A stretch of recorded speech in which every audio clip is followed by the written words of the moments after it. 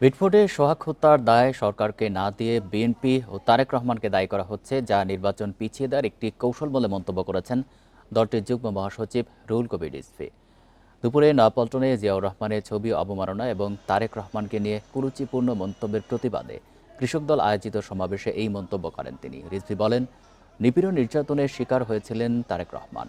তাকে নিয়ে অপপ্রচার চালিয়ে কোনো লাভ নেই। বিএনপি সবসময় মব কালচারের বিরুদ্ধে। দলের ভেতরে থাকা অপকর্মকারীদের বিরুদ্ধে নিয়মিত সাংগঠনিক ব্যবস্থা নেওয়া হচ্ছে।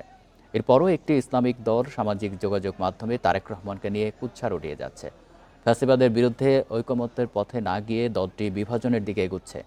ষড়যন্ত্রের মাধ্যমে তারা নির্বাচন পেছানোর যে অপচেষ্টা করছে তা জনগণ মেনে নেবে না বলেও মন্তব্য করেন রুহুল কবির রিজভী।